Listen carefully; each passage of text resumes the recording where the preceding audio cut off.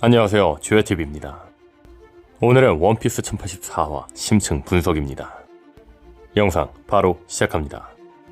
첫 번째 주요 장면은 네페탈리 릴리에 대해 이야기하는 코브라입니다.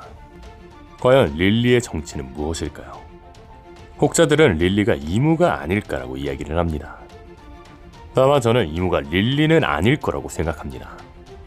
가장 결정적인 이유는 최근 영상에서 말했던 것처럼 여인섬 아마존 릴리와 네페탈리 릴리의 이름이 비슷한 점으로 보아 금남의 여인섬 아마존 릴리를 네페탈리 릴리가 세운 걸로 추정되기 때문입니다. 분명한 건 조로의 고향 시모츠키 마을은 단지 마을의 이름 그 이상 그 이하도 아니었지만 이후 밝혀지길 와노쿠니에 있는 시모츠키 일족이 이스트블루로와 시모츠키 마을을 세운 거였다고 하며 조로가 시모츠키 류마의 후손이라는 것도 추가적으로 밝혀졌죠. 다시 말해 네페탈리 릴리가 아마존 릴리를 세운 만큼 릴리가 이무라는 건 가능성이 낮아진다는 거죠.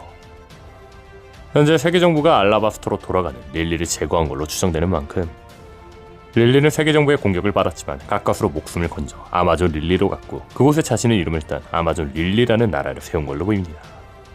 다만 이 가설의 혹자들은 이야기합니다. 릴리의 이름은 릴리가 아니라 릴이다. 실제로 일본어 원본을 보면 릴이라고 읽을 수 있습니다. 다만 그렇다고 릴리라고 못 읽는 건 아닙니다.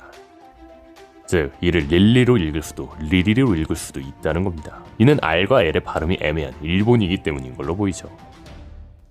만약 제 가설이 맞다면 주목할 건 제 영상에 달아주신 구독자님들의 댓글입니다.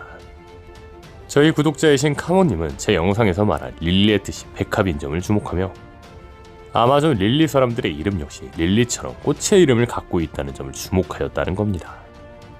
이러한 근거들 때문에 네페탈리 릴리가 아마존 릴리를 세운 걸로 추정되는 만큼 이무가 릴리라고 하기에는 너무 애매하다는 겁니다. 다만 혹자들은 또 이야기할 겁니다. 그렇다면 코브라가 왜 이무를 보고 놀랐냐? 우리는 실루엣만 봤지만 실제 코브라는 이무를 보고 릴리를 닮았기 때문에 놀란 거 아니냐? 저는 코브라가 놀란 이유는 이무가 릴리 혹은 비비를 닮았기 때문이다. 이런 이유가 아니라고 생각합니다.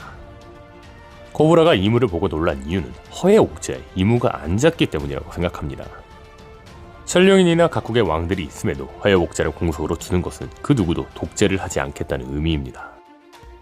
다만 허의 옥자에 이무가 앉았다는 건 원피스 세계관 코브라가 충분히 놀랄만한 일이라는 거죠. 하지만 혹자들은 또 이야기할 겁니다. 허의 옥자에 누가 앉는 게 그 정도로 놀랄 건 아니지 않냐. 그렇다면 여기서 주목할 건 1060화입니다. 1060화에서 사부는 드래곤에게 엄청난 걸 봤다고 했습니다. 그리고 사부는 아주 충격적인 듯이 말하죠. 반개성의 허의 옥자에는 세계의 왕 따위는 없을. 사부는 끝까지 말을 못하며 전보벌레는 끊겼지만 분명한 건 사부는 허의 옥자에 누군가 있는 게 굉장히 충격적이라는 듯이 말을 했다는 겁니다. 다시 말해 사부는 이무가 누구를 닮아서가 아닌 허의 옥자에 이무가 앉은 게 굉장히 충격적이라는 겁니다. 즉 코브라 역시 허의 옥자에 이무가 앉아 충격받았을 확률이 굉장히 크다는 거죠. 그렇다면 여기서 주목할 건 비비의 사진을 들고 있던 이무 떡밥입니다. 이 떡밥을 보며 주목하고 싶은 건 릴리와 비비의 연관성입니다. 오다쌤은 릴리와 비비의 연관성을 떡밥을 통해 주었는데 그 떡밥 첫 번째는 1023화의 표지입니다. 백합의 영어 이름은 릴리입니다. 그런데 비비는 릴리를 상징하는 백합 주위에 서 있었습니다. 더 나아가 주목할 건 1023화의 제목은 판박이라는 거죠. 즉 비비와 릴리가 판박이라고 떡밥으로 준 게 아니냐는 거죠. 재미있는 건 성 전환 떡밥이 있던 크로커다일에게도 비슷한 떡밥이 있는데 표지에는 크로커다일이 있고 그 제목은 여자의 비밀이었습니다. 아마 오다스는 이를 통해 크로커다일이 여자라는 걸 보여주려고 한 걸로 보이죠. 즉 이 표지는 비비가 누군가의 판박이라고 이야기하고 싶은 걸로 보인다는 겁니다. 또한 641화에서 비비는 릴리를 상징하는 백합을 들고 있는 표지가 나오기도 했으며 심지어 579화에서 실제로 비비와 똑같은 작품이 있는 서 있는 표지가 나오며 비비와 똑같은 자가 있다는 떡밥을 주기도 했습니다. 그렇죠. 릴리의 모습은 비비와 비슷할 겁니다. 류마의 모습이 조로와 같은 것처럼 말이죠. 즉 이모가 비비의 사진을 들고 있었던 이유 중 하나는 비비의 모습이 릴리와 같아서이지 않을까라는 겁니다. 다음 주 장면은 사부와 보니의 만남입니다. 1062화에서 본인은 사부를 만났다며 홀로 독백을 한 적이 있습니다. 당연히 레벨리에 보니도 있고 사부도 있던 만큼 만날 거라고 생각은 했었는데 이번 1084화에서 정확한 장면이 밝혀졌네요. 다음 주의 장면은 위병이 또 줄었다는 호위병들의 대사입니다. 한 호위병은 위병이 또 사라졌다고 한 뒤 말합니다. 뭐야, 너 모르는 거냐? 그런 건 보통 그거야. 환상의 방을 봐버린 녀석. 위병들의 대사를 종합해 생각해본다면 환상의 방에서 무언가를 본 위병들은 사라진 걸로 보입니다. 아마 가장 유력한 건 위병들 중 이물을 환상의 방에서 본 자들은 모두 죽은 걸로 보입니다. 이 대사를 듣고 사보가 의미심장한 표정을 한 걸로 보아 1060화와 연결해본다면 사보는 환상의 방에서 이무 그리고 허의 옥자에 앉아있는 이무를 본 걸로 보이네요. 아마 환상의 방은 꽃이 있고 나비가 돌아다니던 이무의 방, 즉 꽃의 방으로 보이죠. 다음 주 장면은 19자로만 꽂혀있는 허의 옥자입니다. 허의 옥자 앞에는 세계정부를 설립한 20인의 왕들의 검이 꽂혀 있습니다.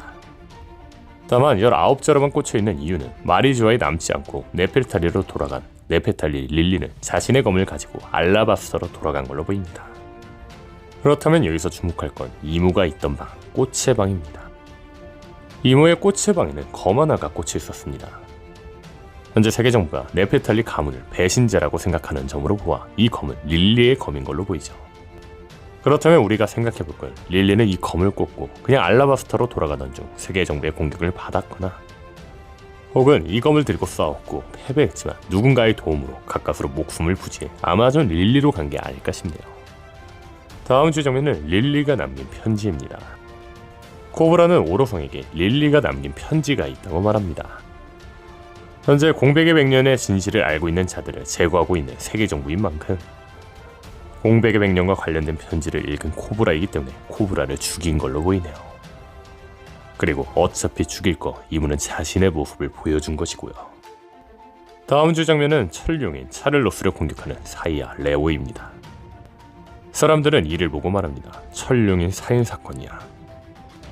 이후 밝혀지게 철룡의 살인 미수 사건으로 나온 만큼 차를로스는 죽지 않았지만 죽을 정도의 공격을 받았습니다.